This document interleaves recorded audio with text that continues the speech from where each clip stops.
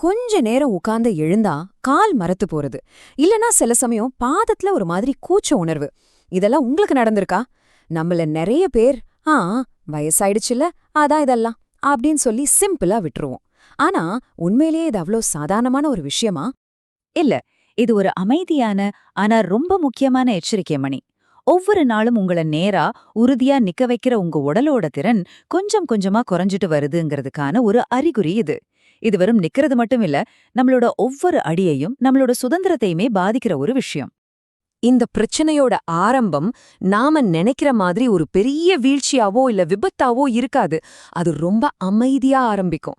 நீங்க யோசிச்சு பாருங்க, வீட்ல சும்மா நடந்து போகும்போது திடீர்னு ஒரு தடுமாற்றம், இல்லனா படிக்கட்டுல ஒரு ஸ்டெப்ப கவனிக்காம விட்டது, ஏன் நம்ம கால்ல போட்ட செருப்பு கழண்டு விழுந்தது கூட தெரியாம கொஞ்ச தூரம் நடந்திருப்போம். இதெல்லாம் சின்ன சின்ன விஷயமா தோணலாம், ஆனா இதுதான் அந்த முதல் அறிகுறி. இங்க நாம புரிஞ்சுக்க வேண்டிய ஒரு முக்கியமான பாயிண்ட் என்னன்னா, இது கால்ல இருக்கிற பிரச்சனை கிடையாதுங்க. நம்ம உடம்போட கண்ட்ரோல் ரூம், அதாவது நம்ம மூளைக்கும் நம்ம கால்களுக்கும் நடுவுல இருக்கிற கனெக்ஷன்ல வர்ற ஒரு கோளாறு. ஒரு ஃபோன் பேசும்போது சிக்னல் வீக்கா இருந்தா எதிரில பேசுறவங்களோட வாய்ஸ் விட்டு விட்டு கேட்கும் இல்லையா? அதே மாதிரி தான் இங்கேயும் நடக்குது. உங்க கால்ல இருந்து மூளைக்கு போற சிக்னல் ரொம்ப பலவீனமாயிடுது. அப்போ இந்த கம்யூனிகேஷன் கேப்னால என்னாகும்? முதல்ல நம்ம பேலன்ஸ் போகும். அப்புறம் தனியா வெளிய நடக்கவே ஒரு விதமான பயம் வரும். நம்ம மேல நமக்கே இருந்த நம்பிக்கை கொஞ்சம் கொஞ்சமா குறைய ஆரம்பிக்கும். கடைசில ஒரு சின்ன கடைக்கு போறதுக்கு கூட இன்னொருத்தர் துணை தேவைப்படுற நிலைமைக்கு வந்துடுவோம். நம்ம சுதந்திரம் நம்ம கைய விட்டு போயிடும். இதுதான் இந்த பிரச்சனையோட பயங்கரமான விளைவு. ஆனா பயப்படாதீங்க, இதுல இருந்து நிச்சயம் மீண்டு வர முடியும். அந்த கட்டான வயரை மறுபடியும் இணைக்க முடியும். இப்போ நம்ம உடம்புல தூங்கிட்டு இருக்கிற நரம்புகளை தட்டி எழுத்தி ரத்த ஓட்டத்தை அதிகப்படுத்தி அந்த மூளை உடல் கனெக்ஷனை சரி பண்ண போற 2 முக்கியமான பயிற்சிகளை பார்க்க போறோம். இது உங்க பயணத்தோட முதல் ஸ்டெப். முதல் பயிற்சி சீட்டட் மார்ச். இதுக்கு தேவையெல்லாம் ஒரு நல்ல ஸ்டடியான சேர் தான். அதுல நிமிர்ந்து உட்கார்ந்துக்கோங்க. இப்போ மெதுவா, ரொம்ப மெதுவா உங்க வலது முழங்கால மேல தூக்கும்போது உங்க இடது கையை முன்னாடி கொண்டு வாங்க. அப்புறம் வலது காலை கீழே இறக்கிட்டு இடது முழங்கால தூக்கும்போது வலது கையை முன்னாடி கொண்டு வரணும். இங்க ரொம்ப முக்கியமான விஷயம், அவசரமே கூடாது. ஒவ்வொரு அசைவையும் நீங்க ஃபீல் பண்ணி நிதானமா செய்யணும். சரி, இந்த சிம்பிள் பயிற்சி எப்படி இவ்ளோ பெரிய மாற்றத்தை கொண்டு வருதுன்னு யோசிக்கிறீங்களா? இங்க பாருங்க, இது நம்ம கால்களுக்கு ரத்த ஓட்டத்தை அதிகரிக்குது.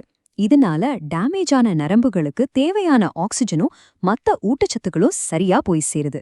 இது ஒரு பழுதான மிஷினுக்கு தேவையான ஸ்பேர் பார்ட்ஸ் அனுப்புற மாதிரி. அது மட்டும் இல்லாம, நாம இப்படி ஆப்போசிட் கை கால்களை அசைக்கும்போது நம்ம மூளையோட 2 பக்கமும் ஒரே நேரத்துல ஆக்டிவேட் ஆடுது.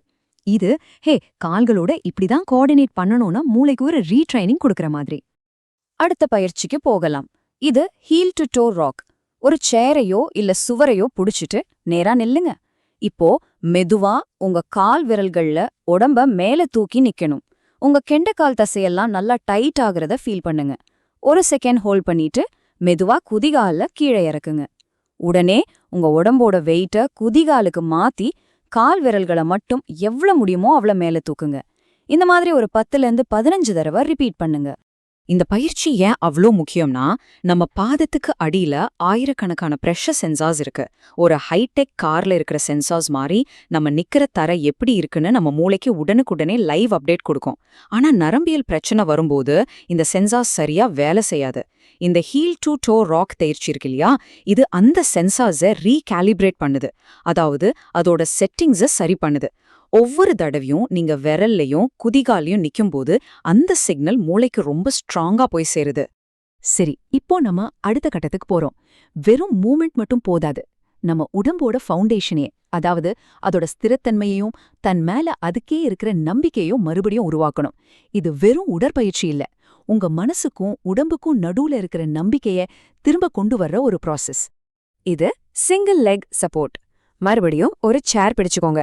உங்க மொத்த வெயிட்டையும் மெதுவா வலது காலுக்கு மாத்துங்க. இப்போ உங்க இடது காலை லைட்டா பின்னாடி நகர்த்தி கால் விரல்களை மட்டும் சும்மா தரையில டச் பண்ணி வைங்க. எதுக்குன்னா ஒரு சின்ன பேலன்ஸ்க்காக தான். ஒரு 10-20 செகண்ட் அப்படியே நில்லுங்க.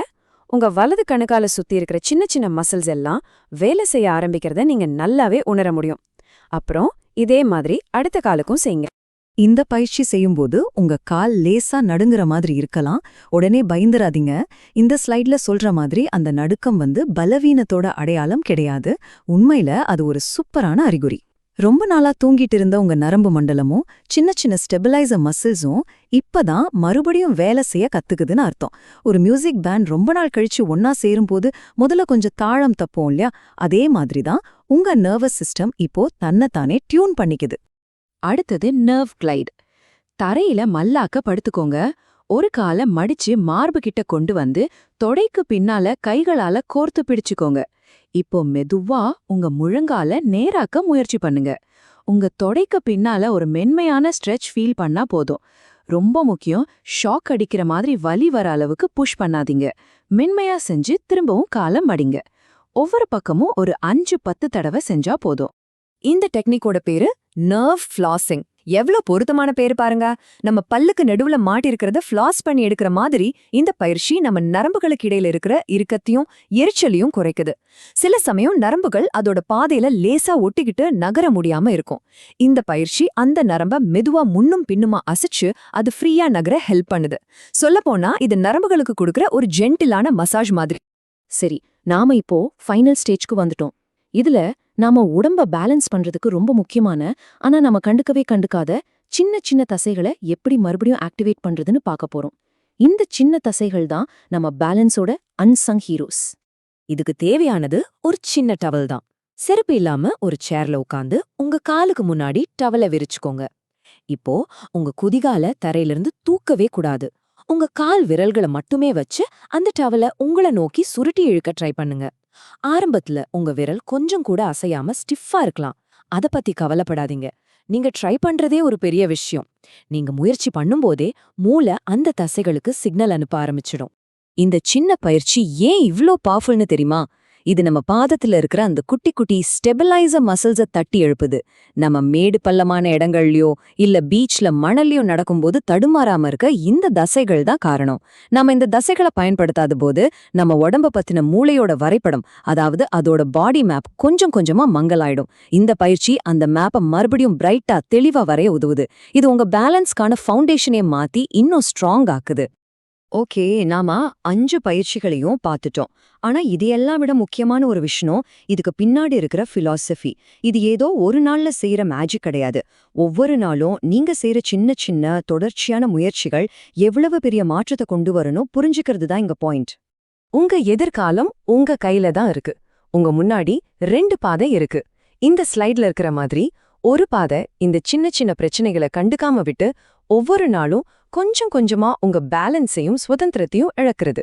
இன்னொரு பாதை தினமும் கொஞ்ச நேரம் ஒதுக்கி இந்த சின்ன சின்ன பயிற்சிகளை தொடர்ந்து செஞ்சு உங்க உடலை பலப்படுத்தி உங்க நம்பிக்கையை வளர்த்து உங்க சுதந்திரத்தை காப்பாத்திக்கிறது. Choice is yours. உங்க சுதந்திரமும் உங்க ஆரோக்கியமும் ஒரே நாள்ல முடிவு செய்யப்படுற விஷயம் கிடையாது. அது ஒவ்வொரு நாளும் நீங்க எடுக்கிற சின்ன சின்ன முடிவுகளோட ஒரு தொகுப்பு. சோ இன்னைக்கு நீங்க என்ன முடிவெடுக்க போறீங்க? உங்க உடலுக்காக, உங்க எதிர்காலத்துக்காக, உங்க சுதந்திரத்துக்காக கொஞ்ச நேரத்தை ஒதுக்க தயாரா? யோசிச்சு பாருங்க. அந்த முதல் அடி இன்னைக்கு ஆரம்பிக்கட்டும்.